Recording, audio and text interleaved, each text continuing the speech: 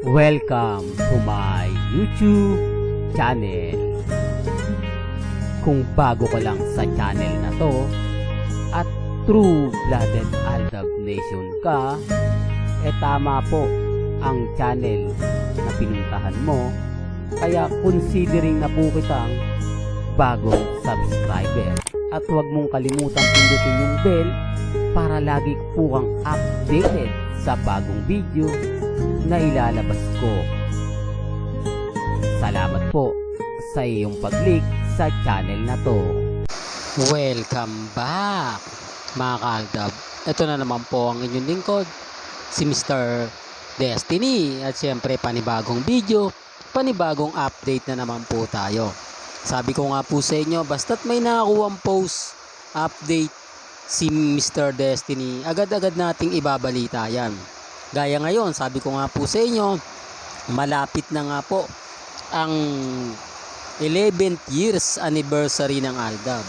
Normal lang po ito mga kaaldab na tayo ang laman ng pahayagan.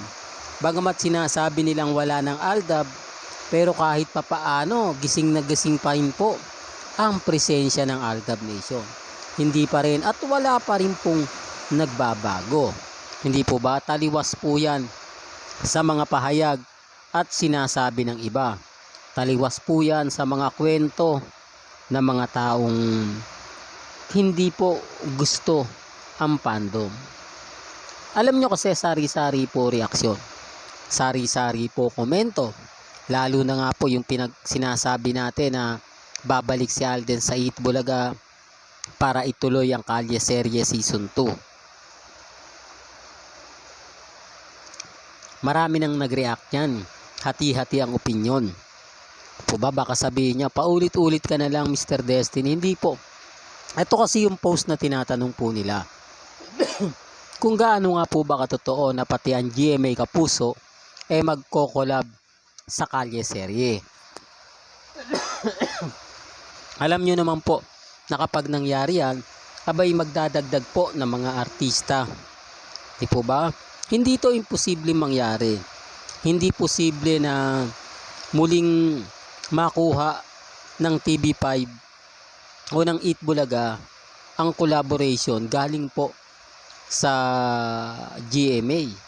Siyempre, kahatak din ng mga sponsor yan. Hahatak din po ng mga, hindi po ba? Alam nyo na, pagdating sa pera, hindi natin masasabi na ganito ganyan. Kasi hindi po imposible mag-collab yan.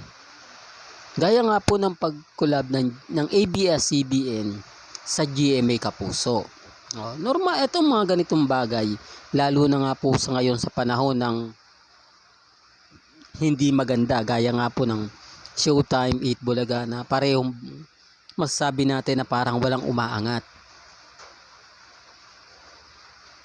Hindi ko naman sinasabing hindi na tinatangkilik. Iba po kasi yung buhay na buhay yung tanghali. Kasi parang wala na, parang normal na lang yung katanghalian na pag sumapit ng alas 12, manonood ka ng Showtime, manonood ka ng Itbulaga. Yung parang wala kang inaabangan. Yun yung ibig kong sabihin o yung pinupunto ko na kailangan may abangan ka.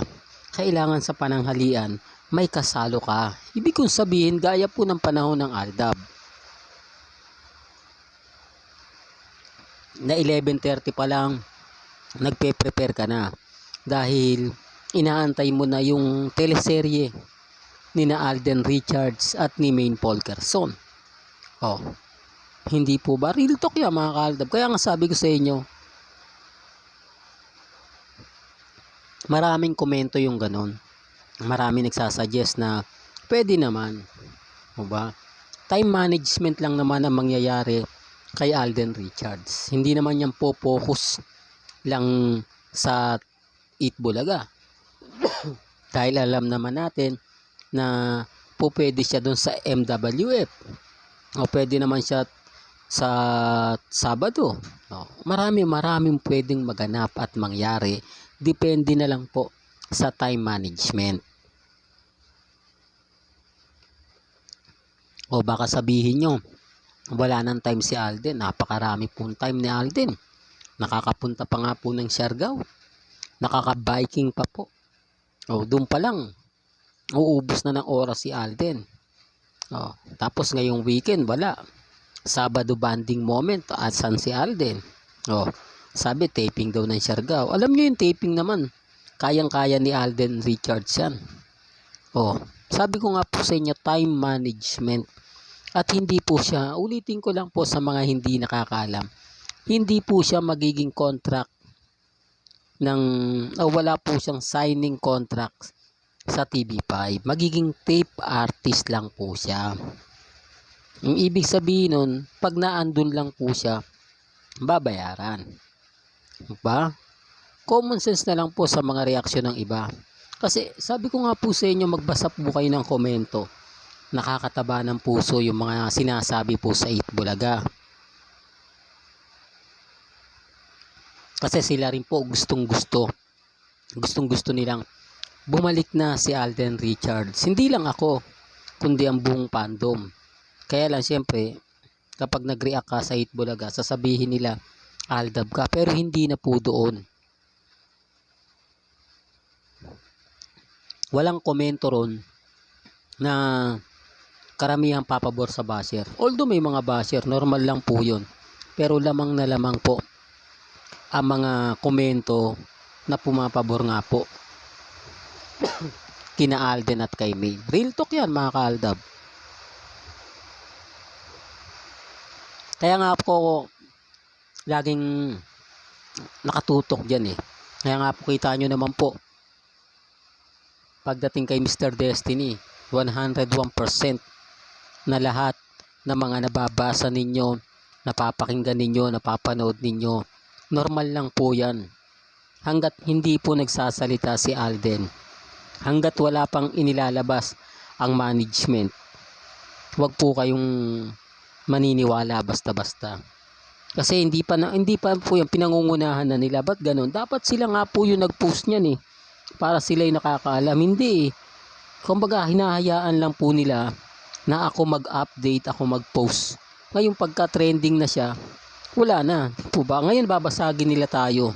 Pero bukas sa makalawa, pag trending na yan, wala na sila magagawa. Hindi naman tayo pupuntahan para sabihin, tama ka, Mr. Destiny. Hindi naman yan babalik dito para purihin ako. Dahil, paano kung pupurihin eh, unang-una sa lahat, binasag na nila tayo. Unang-una sa lahat, sila na yung nagsabi na fake news yung mga balitang yan. Pero bakit pinag-uusapan? Bakit maingay sa Itbulaga? At bakit maraming komento at hindi po sinasagot ng Itbulaga management? Kasi kung fake yan, sasabihin ni agad-agad ni Henyo Master Joey De Leon yan eh. Yung pa, galit sa fake news yun.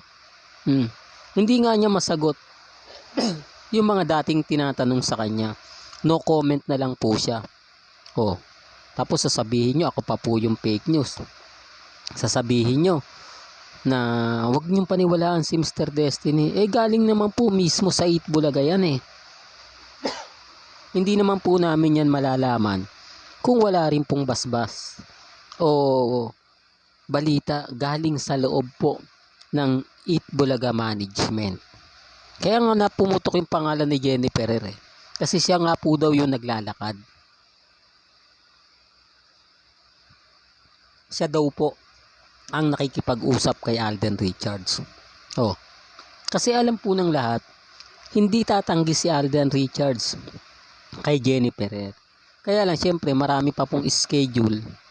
Marami pang inaasikaso si Alden, kaya wala pang sagot. Pero inaayos na po nila yan. Kung kailan magsisimula, kung kailan siya i-announce, yan po yung aantayin natin. Hindi po ba? Kaya pag in-announce yan sa mga bitter po sa channel ni Mr. Destiny, sa mga inis na inis hintayin nyo na lang. Well, hanggang dito na lang po ang ating latest updates. Kaya kung gusto nyo pa po ng pinaka-latest at sariwang update, abay tumutok lang po kayo dito po sa channel ni Mr. Destiny para updated kayo sa mga bago at sa mga latest na i-upload po natin maya-maya lang. Kaya kung bago ka lang sa channel na to at isa kang true-blooded Aldab Nation na nagmamahal kina Menga at Isoy, tama po ang channel na pinuntahan mo. Kaya consider na po kitang bagong subscriber. At huwag mong kalimutang i-share ang mga video po natin sa mga mami, sa mga titas, at sa mga senyor. Hanggang sa muli, salamat po sa panonood at pakikinig.